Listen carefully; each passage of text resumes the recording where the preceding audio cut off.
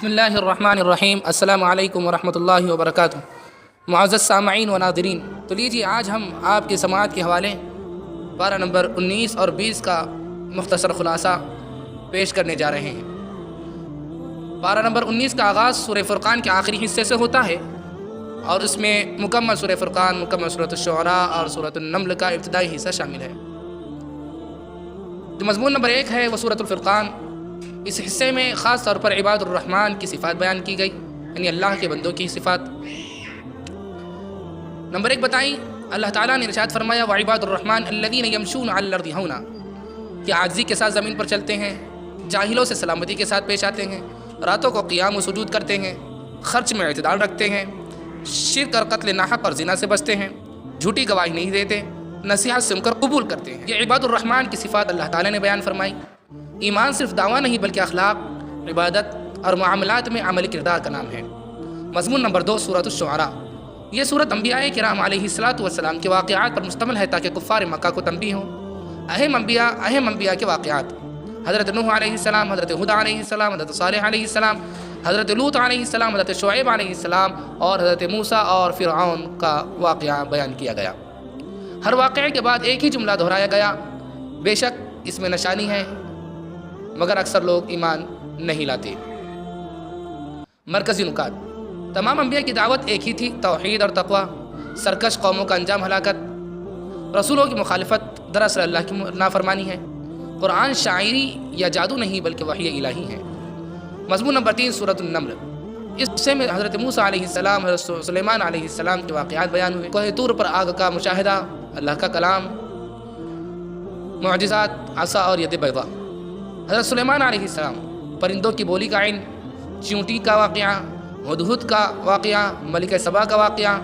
یہاں خاص طور پر شکر گزاری، حکمت اور اللہ کی نعمتوں کا اعتراف بیان ہوا ہے۔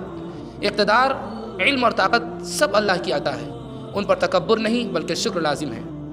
پارہ نمبر 19 کے بنیادی موضوعات: نمبر 1 توحید اور آخرت پر ایمان، نمبر 2 انبیاء کی دعوت کا ایک ہونا، نمبر 3 کفار کی ہٹ ڈرمی اور انجام، نمبر 4 مومن کی اخلاقی صفات، نمبر 5 اللہ کی قدرت اور نشانیوں پر غور۔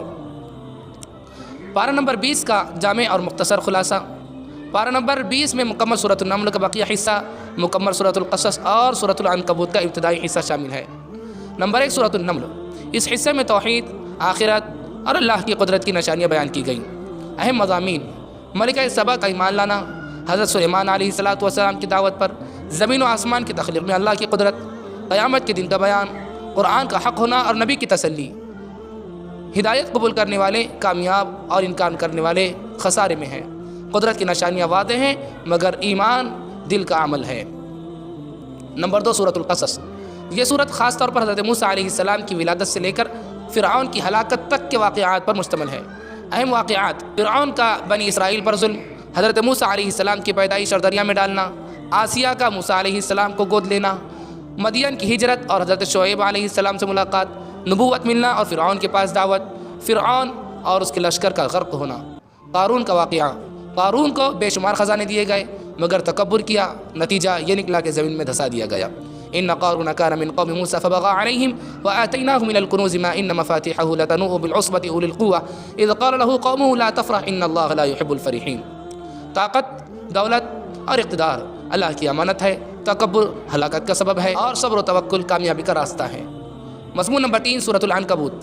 اس میں ایمان کی آزمائش اور صبر کی اہمیت بیان ہوئی ہے۔ اہم نکات: کیا لوگ یہ سمجھتے ہیں کہ صرف ایمان کا دعویٰ کافی ہے؟ آزمائش ضرور ہوگی۔ پچھلی امتوں کی آزمائشیں: والدین کے ساتھ حسن سلوک کی تاکید مگر شرک میں اطاعت نہیں۔ دنیا کی مثال مکڑی کے جالے جیسی کمزور ہے۔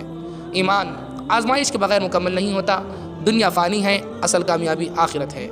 پارہ نمبر 20 کے بنیادی موضوعات: نمبر 1 اللہ کی قدرت اور توحید، نمبر 2 حضرت موسیٰ کی جد و جہد، نمبر 3 تکبر اور غرور کا انجام، نمبر 4 ایمان کی آزمائش، نمبر 5 دنیا کی ناپائیداری۔